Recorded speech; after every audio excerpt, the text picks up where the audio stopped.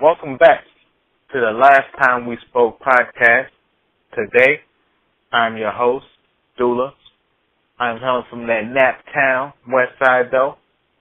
And I'm joined by my guest host, my boy that I call Dominican Joe, but he's not Dominican, so we're going to call him International Joe. Hailing from that Houston 5th Ward, Texas. You dig?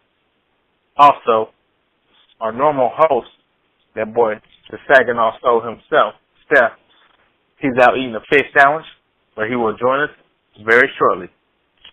Ladies and gentlemen, this is the Last Time We Spoke podcast. Well, I'm going to talk about something that's, depending on your perspective and your age, that will never go away, modern fashion.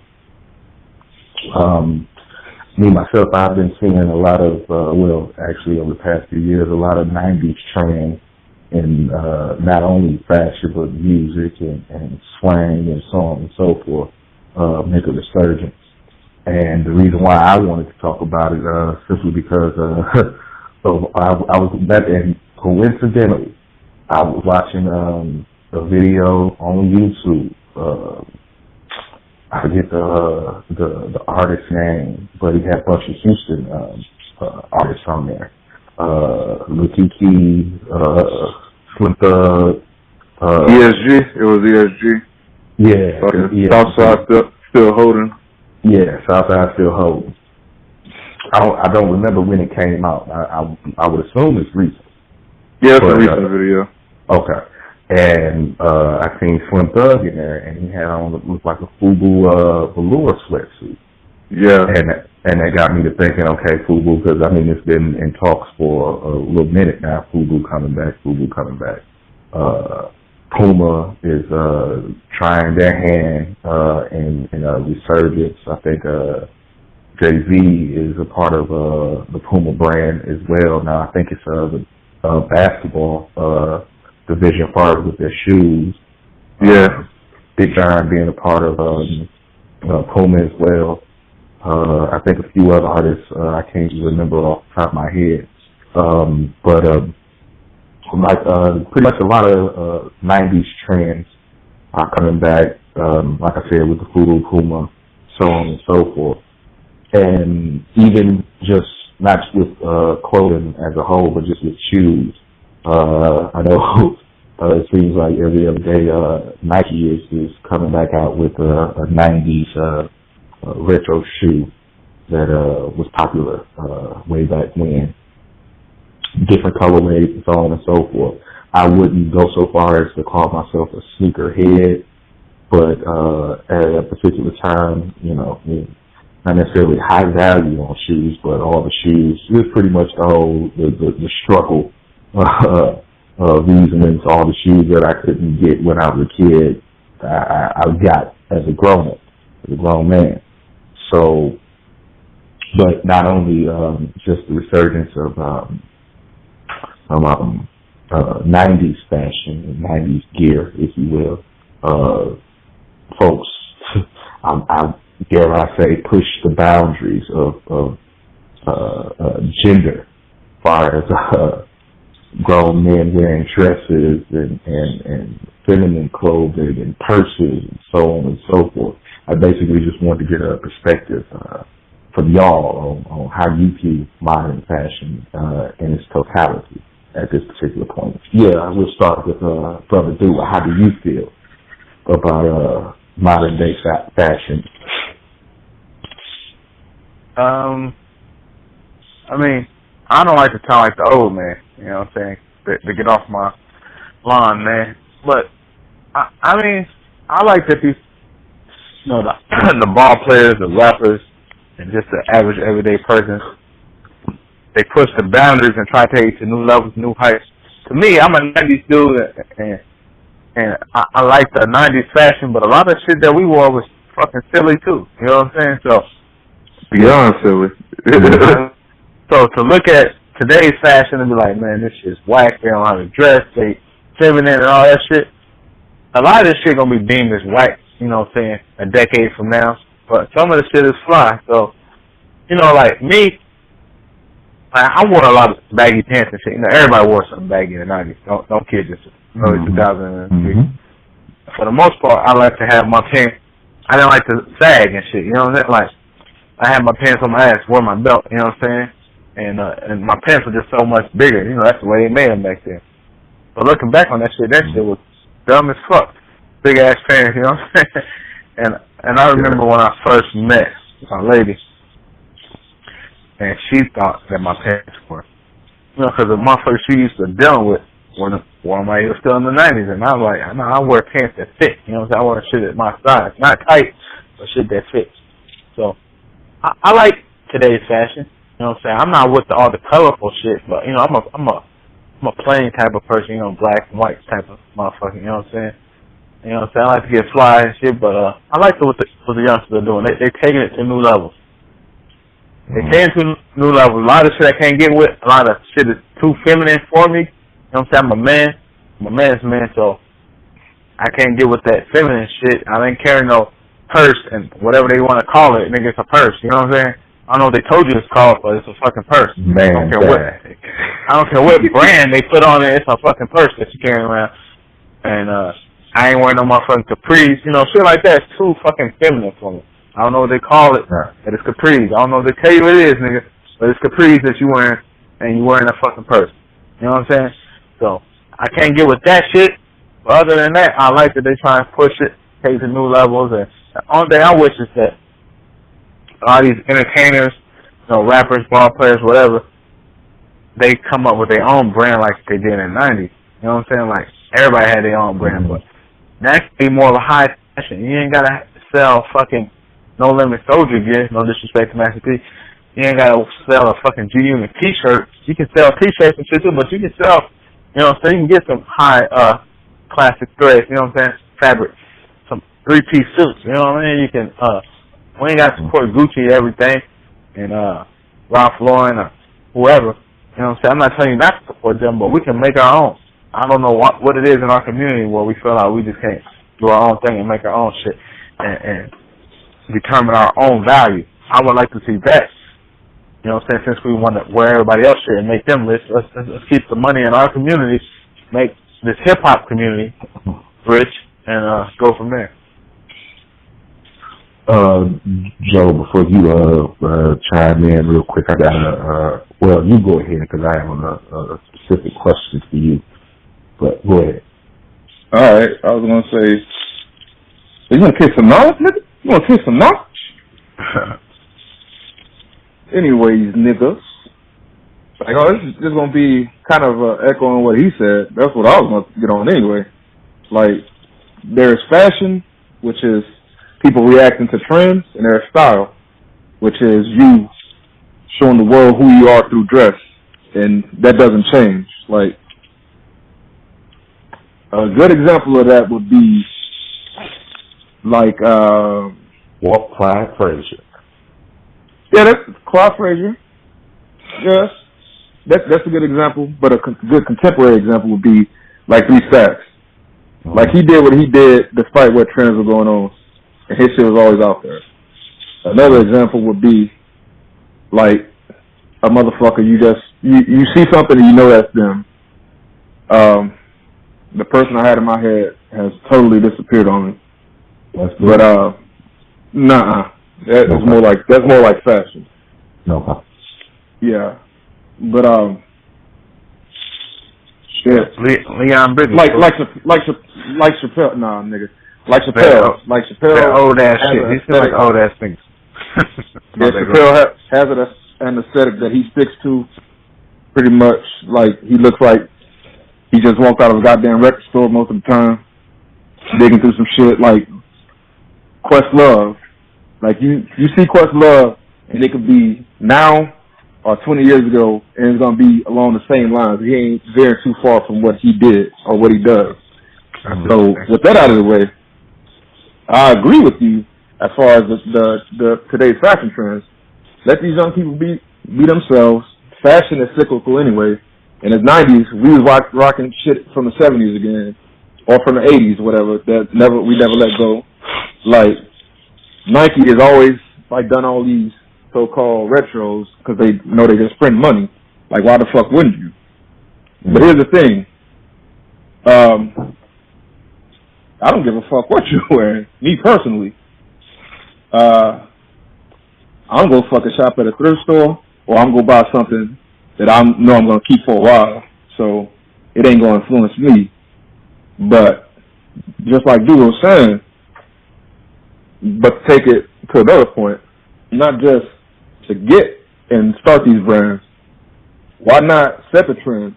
Because it ain't little, might some of y'all know, like with the exception of maybe this little zipper jean trend shit, or the fuck, well shit, that ain't even from like urban companies, but whatever the fuck. Like there isn't, black people haven't been stirring the fashion drink for a while now. Like everybody's co-opting hipster and skate fashion, has been, or high fashion, and putting their twist on it. So it ain't, I know nobody mentioned this and I ain't talking to y'all. I'm talking to people out there who might be listening. This whole idea that black people are always the people who drive the culture is not true. And that's just a reflection of it. Because you wearing shit that, you know what I'm saying, if we going by appropriation, you ain't got no business wearing. If we going by those terms that people like to throw around, you ain't got no business wearing. But that's fact. That's how you express who you are. So I ain't got no problem with the shit. Let's just not get stuck in the echo chamber of, oh yeah, here they go stealing shit again. That's what people do. That's what people fucking do. But like with that comes some shit like it's harder for motherfuckers. You can't really identify a motherfucker as weird these days. I love that shit because just like you said, dude, back in the day, motherfuckers stuck to a certain kind of way of dressing. Baggy this, baggy that, depending on what coast or whatever you in, Timbs and this and that, high-tech boots, whatever the fuck. Now, you might see a motherfucker with some motherfucking skinny jeans and a big-ass jacket, a big-ass hoodie, and some goddamn Masterpiece shades, Cartiers and shit, and that's normal. No, for real, that's how motherfuckers dress straight up. But to the point that she was making about the, like, this is how people evolve, and this is how our culture is. Capris are actually like men clothing. That should start like men wore high heels and short pants. Like, that's just culture evolving and coming back full circle. I ain't wearing no goddamn high heels or capris, but I don't give a fuck if you wear that shit. Because it is what you make it, you know what I'm saying? Like, you put a connotation on that shit. Like, if you thinking it's this or that, like, yeah, okay. Shit, for as long as we've been alive and everybody that is linked to you in this country has been alive, women have worn dresses, but the rest of this shit is fluid, and it's always been fluid until Protestant culture took over this country and most of the countries in Europe. But shit, you go to the east, that capri pant, that's what men wear. You go somewhere else, like this loose flowing clothing is what men wear. Sandals and loose flowing ass clothing is what men wear. So I really ain't gonna put no gender spin on none of that shit. Be you, wear what you want to wear, but like I was saying about the whole thing that Dula touched on, if y'all want to fucking start some companies, you dictate the flow of fashion. Don't be reactionary. Like, I'm tired of seeing niggas reacting to trends. Which leads me to my specific question geared towards you from that standpoint of starting companies and so on and so forth. Because earlier, not earlier, but in the 90s and early 2000s, you had your Vocal, your Outkast, Shady, Fat Farm, Rockaware, so on and so forth. Why do you feel, other than high fashion, that trend has went away? Oversaturated. John, go ahead. Other than Shine John, I can't think of any other like quote unquote urban fashion line that's like that's in department stores where you can just, you know, it's easily accessible. I know Nas had or I don't know, do you probably would be better to speak on this. Like, he had a clothing line, but that seems like that was definitely geared more towards the high fashion end of the spectrum. His clothing line. Go ahead. Sorry. Nah, that was like a joint like venture with like grungy gentleman. That as far as the high fashion is. Now he has a clothing line. What's it called? History clothing. Yeah, history. It's still like it's more hip hop. It's hip hop more than anything. T-shirts, sweats, shirts, and shit like that. So it's not really. Okay. Oh, excuse me. I not to cut you off, but another one I forgot was a Coup. T.I.'s clothing line. Yeah, it's just still pop. But Sean John and the Coup is the only ones I'm really familiar with in today's space of fashion. I didn't know he still had that shit. Tell you the truth. Yeah. But to answer your question, it was oversaturation. Like, it was price points. It was, and to be honest, a lot of that shit was fucking whack. Mm-hmm. Like, the shit was whack, man. The shit was just fucking whack, dude. Like now, I guess, you know what I'm saying? Just like I said, man, like, you do you and wear what you want to wear. But it's a certain point that I stopped wearing fucking jorts. I stopped wearing jean shorts. That was as I entered adulthood. Like, but I swear to God, I can go home right now and find a motherfucker with some crease jean shorts and a motherfucking oversized t-shirt. You know what I'm saying? Like, we hold on to shit for a lot longer. But at the same time, it comes from, like, this whole cycle, man. Like, the people who are promoting this shit in our community are the people here on the radio and here on, you know, in music. But they're not doing it. They're not shouting out. Like, it wasn't too much shouting out of other shit. You know what I'm saying? Like, I can remember, shit, speaking of Nelly and Vocal, I can remember him shouting out apple bottom jeans or, not apple bottom, I'm sorry, that was his shit. Fat Farm or Baby Fat, one of them motherfuckers. I can remember, you know, certain people shouting out other types of other people's clothes, but when you got everybody trying to do it, like, and like I said, some of that shit was whack. People ain't gonna feel that shit. If you ain't feeling it, you ain't feeling it. But everybody was doing the same thing too. Like, if you just gonna release jeans and t-shirts, shit, there's only so many good motherfuckers people gonna be like copping. And where I'm from, motherfuckers, like, are color coordinated. You gotta coordinate. These niggas will buy whole outfits based on the shoes that are released, nigga. Mm-hmm. Like, for real. Not like, oh, man. Yeah, I think that's damn our community, period. Yeah, I think that's how we do in our community, period. Yeah, they do the same thing. Yeah. No, that's what I'm saying. I can only speak on what I know. Like, oh, man, these new Jordans just came out. I'm going to get this because that goes with this. I'm like, nigga, you know how much other shit matches that in the store? Like, but they get shit that, like, makes that shit almost monochrome. Like, the whole shit from head to toe is just matching. Like, shit. But, no, this ain't nothing new in that regard either. Like, motherfuckers have been, you know, you going to support what's there. You go buy what's there. And motherfuckers, like in the 70s, they was buying motherfucking Pierre Cardin and shit. And whatever the fuck. They're stepping out of that shit. You know what you were saying about European influence. My bad. European influence. No, that's what I'm saying. Like, they go do what fucking, and I am shitting on motherfuckers now. And I'm not saying this applies to everybody. But we got to remember this shit when we always talking about people on here. And I'm not disrespecting anybody who's listening to this, because if you listen to this, you that much more informed than, you know what I'm saying, an average motherfucker. But the average person isn't that smart. And then you got to take half of them motherfuckers, or half of that, and, like, they're even less smart than the average person. So they're going to do what the next man is doing, or they're going to do what they're being told to do.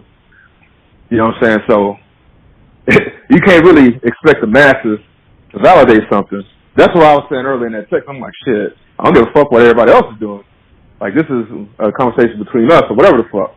Like, so I ain't never going to use, like, a lot of people, or I ain't going to use them to, like, lend credence to something I'm doing or something I'm asserting. But, yeah, that's just life, man. Like, when I've seen this shit, especially with social media being the way it is, when I was live on social media, when somebody tries to drop something and it's Afro influence, you get all the fucking kickback, man. If you release it at a price point, oh, I'm going to charge like $50 for these shirts, or, you know what I'm saying? That don't look like it's worth $50. That's like you get all this kickbacks, but throw Nike on that shit or whatever the fuck. And I'm with that shit. You ain't expecting quality. You not expecting. You not inspecting quality. Like all you care about is the name that's on the brand. And black people got that bad. You know what I'm saying? I'm looking inward. I ain't giving a fuck about nobody else's community on this shit. Like for the longest time, we valued like brands literally, like the brand had to be showing and all that because of what you stepped on earlier, stuff like it was shit like when you couldn't have that shit and you wanted it, you got the means to get it down, you want people to know, you know what I'm saying, this is what this is now. Shit. Like I ain't coming false, you know what I'm saying? But one of my favorite scenes or favorite lines from that movie Dope was like when the nigga was like, what's the difference between knockoff and a real thing? He's like, shit. They see a white woman with this shit, they ain't gonna question whether it's fake or not, but they see you, it don't matter if it's real. They gonna say that shit's fake anyway. Mm-hmm. So, you can catch me at the thrift store, dropping $7 for suits and shit, nigga.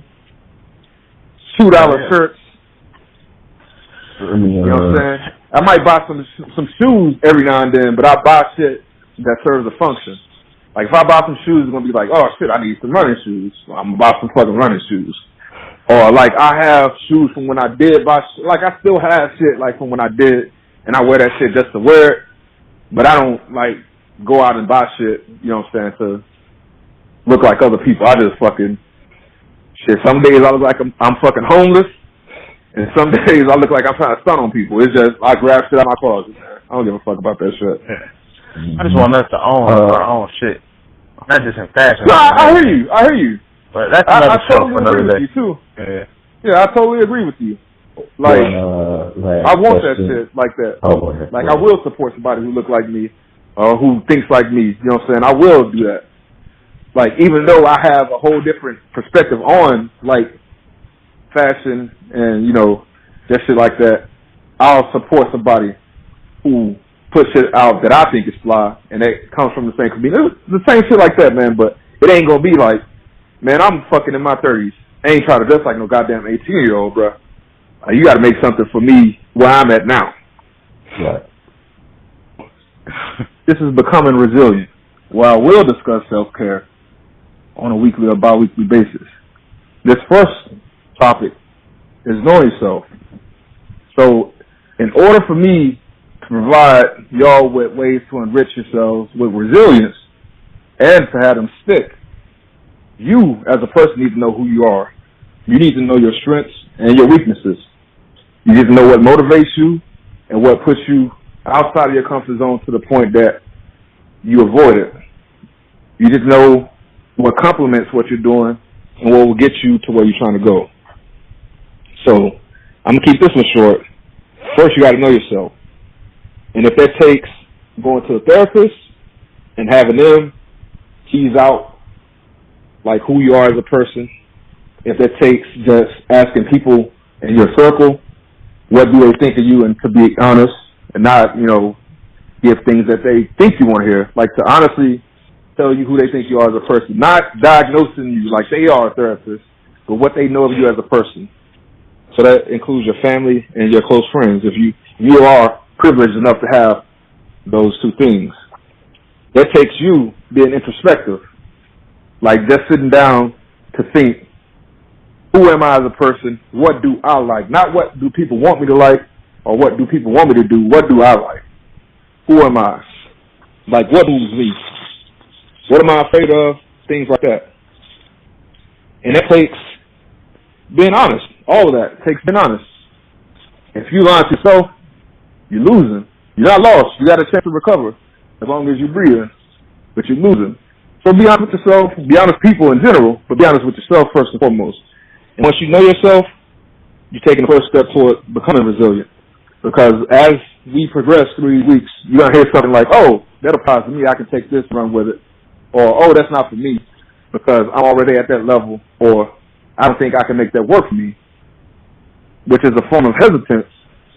But if you know in your heart, in your mind, and what's capable within you physically, mentally, and emotionally, it ain't going to work. It ain't going to work. Ain't no sense in lying to yourself. So let's become resilient.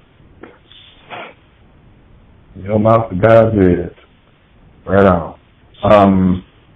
Shit, I really don't have anything to add on that one. Like, you pretty much hit that on the nail for me. Dula, you got something you want to add on to that, brother? I say it's important to know yourself, because if you think about it, throughout your lifetime, there's going to be different influences, right? From inside the home, from your neighborhood, from the school you go to, and whatever job, if you go to the military, whatever industry you wind up in, right? So throughout that travel, throughout that journey in life, everything shapes and molds you. Sometimes we let people influence us more than they should, you know what I mean? So you can get lost in the sauce. It can be like 3-4 years gone past, and you've been hanging with this crew for so long, and you bonded with this crew, and you start to talk like them, you start to walk like them, and so a lot of that shit is natural, you know what I'm saying? But if it gets you away from being who you are, you know what I'm saying, you can just lose yourself. And you see it all the time with people, like people who you might have known since they were young, when you see a change in them that happens too fast, because some of it is natural progression, you know what I'm saying? But a change in them that has happened too fast, and you know it's not really them, it's because they lost themselves. So I think a lot of times we can be influenced by things outside of our home, by people we hang with every day, things we see every day, and we lose who we really are. You know what I'm saying? Like, I can remember one point in my life where, remember when Mike S said, my mother raised me too nice. You talking about like going on a robbery and shit, and they hit me. Yeah. Y'all hear that shit? Yeah. Mm-hmm. So yeah. I remember one time in my life when I talked to the opposite sex, like I was such a gentleman. You know what I'm saying? Like, like I couldn't say pussy or nothing like that, because like that just wasn't part of my vocabulary. You know, my friends talking about, yeah, this. I got some hair from Tamika yesterday. She talking about this. I was like, how did you talk about a woman like that? That's how I looked at women. Why did I look at women like that? Because that's how my mother raised me. You know what I'm saying? So then when I jumped off the porch, start fucking with these hoes, you know what I'm saying? These hoes could take advantage of it. I was just too nice. You know what I'm saying? Then I remember one point in my life doing a 180, and now I'm on the other spectrum of it. That y'all seen part of that spectrum. You know what I'm saying? Like, a bitch is a bitch, a hoe is a hoe. I got one for every day of the week. I'm fucking this one. She ain't my woman. You know what I'm saying? Like, I remember doing some self-evaluating and saying, damn, I didn't think I could ever become this person. You know what I'm saying? Not that it was bad. It's a reality. But I didn't even see the progression while it was taking place. I just looked back at one point in my life and said, damn, when did I become this person? You know what I'm saying? Like, if I can interject real quick, and it's simple yes or no, but do you equate that to possibly losing yourself, that particular time in your life, which you was just describing? Or do you just consider it as a maturation process? Yeah, it's the latter. But at one point in time, I thought it was losing myself. I looked back on it like, damn, how did I become this? And I felt bad. And I tried to force myself back into being this loving person. You know, I'm always a gentleman anyway. You know what I'm saying? So I'm going to open the doors and do all that shit. But in my mind, like we said the other day, you know when you meet a bitch how far it's going to go. You know what I'm saying? I'm just going to hit it. Right. That's it. This shit ain't going to last longer than a week or two, a month. I'll fuck with her for a year, but whatever it may be. Mm-hmm. But I just remember having this feeling of, damn, I wish I was like I was when I was younger, when I actually looked at women like, you know what I mean? Like angels and shit. And then I had to learn that, well, you know what I'm saying? This is part of the maturation process. This is just you growing. This is who you become. So I always equate that to getting your first piece of pussy. That's just me, though, because, and the funniest part about that, I was having a conversation with one of my nephews, and pretty much having that conversation with her, like, you know, once you get your first piece, it's all downhill from there. It was like you become somewhat of a fiend for that shit after a while. You know what I'm saying? Well, not after a while, after you get that first piece. You know what I'm saying? And to me, it was something else. Huh? Yeah, it's definitely both ways. So that's why I was about to pull it in somewhere else. All right, go ahead. I'm about to pull it back, but there's actually a question. I think you answered it already, Dula. But was there for you, Joe? Was there ever really a point in time where you feel like you did lose yourself, get far away, or maybe the furthest away from your natural self? Shit, yeah, joining the military. That was the antithesis of who I was as a person, man. Like, shit, I was a nigga watching documentaries and, like, I was a motherfucking It Takes a Nation a Million to hold us back. Yeah, I wrote a letter to the government. That was me. Yep, that's why it took so long for me to join. That's my bad. Yeah, until I woke up one day. And you're saying before you joined, right? Or no, I'm saying you joined. Joining the military was that point where I lost myself. Okay. I just make clarity. Go ahead. So yeah, and shit, I just woke up and I'm like, what the fuck, man? I'm about to go holler at my partner. He Spark One, and we talk. I'm laughing at this shit now. That's how stupid it sounds. We talk about, you know what I'm saying, hitting the lick and shit. And I'm like, yeah, shit, blah, blah, blah. And I'm like, damn, nigga, I'm doing all this for a chance at some money? Like, what the fuck am I doing? So, you know what I'm saying, later that day, I get high. And, me and my other partner were talking. And he brought that shit up. He's like, yeah, man, I'm gonna do this. I'm like, man, don't fucking do that shit. I hit him with the goddamn trade from motherfucking Boys in the Hood. Don't do that shit. Blah, blah, blah. And, he was like, shit, well, if I join the Navy, it ain't gonna be like being in the Army and shit. Ain't gonna be getting shot at. Ain't gonna be getting shot at and shit. And fucking, the conversation just drifted off. Then I was like, damn, yeah, what the fuck am I doing? Shit. And like, motherfucker was like, I bet you won't do it. I bet you won't. He's like, I bet you wouldn't do it. I was like, nah, I won't. Then I fucking, like I said, I was just sitting there drifting. I was like, man, I'm gonna call these motherfuckers. And I called them motherfuckers that day, and wasn't no turning back since then. They're fucking, like, I felt that, you know what I'm saying, I needed, this is the way I put it, but now I see what it was in hindsight. I was like, man, I need to recharge my fucking batteries, man. Like, I'm just in a slump, you know what I'm saying? I just need to be in a different environment, and that was the quickest way to do it. And go ahead. Yeah, it definitely had its benefits. I'm not sitting here saying, like, it's the worst decision of my life. That's the answer to your question. Like, a lot of good came from that. Like, most of the good in my life came from that. Like, not directly from joining the military, but, like, a lot of benefits in my life wouldn't have happened if I hadn't. Like, it was a catalyst to a lot of good shit. Like, shit. I know who I'm talking to, and y'all know just as well as me. It was some good shit and some terrible shit. It was some great shit, some good shit, some okay shit, some bad shit, and some terrible shit that happened when you before you got that DD-214, man. I know for me, it was before I joined, which is the main reason why I joined. Going through trials and tribulations in life and trying to figure it out and taking a major league setback and regrets and past transgressions and so on and so forth that I know I've talked to both of y'all about in depthly.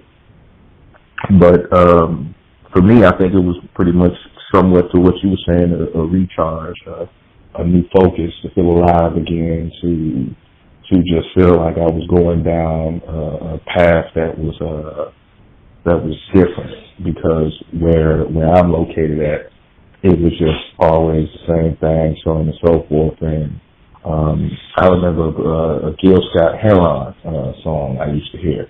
I used to play it every time I come back here. And and would that be home is what a hatred is, nigga? You goddamn right. And it resonated with me so much, especially when I came back for the first time. And it was like, this shit is not for me, and it came from wanting more and to grow and evolve and meet different people, see different things, knowing that it was boundaries in my city as far as perspective, outlook, just overall meeting just different forms of people, and with that it's just growing and evolving. And when I did finally join, it was more so of eye-opening experience. It was more so of an escape. You know what I'm saying? But just like you said, it was good times, bad times. You know what I'm saying? In between times, so on and so forth. But I think the thing that I'm most grateful for out of the military is from the fact I came to peace and I came to terms and I came to grips with a lot of fucking things. To the point where it's like, okay, I can't change it. I just got to make damn sure I don't make the same mistakes again and again and again. And just like I said in a previous episode, as far as with self-care, in essence, is becoming more self-aware. And I say that again because when you are becoming introspective, so on and so forth, and taking more time out for yourself, you might have those people. I think since she said it best, that when you change for the better, strikes food stop coming around. You know what I'm saying? And you try to, you know what I'm saying, get to a more peaceful and easier place to tolerate and deal with, you know what I'm saying, everyday struggles, everyday life, so on and so forth. So with that being said, shit. Okay, then. Fuck Alex. Awesome.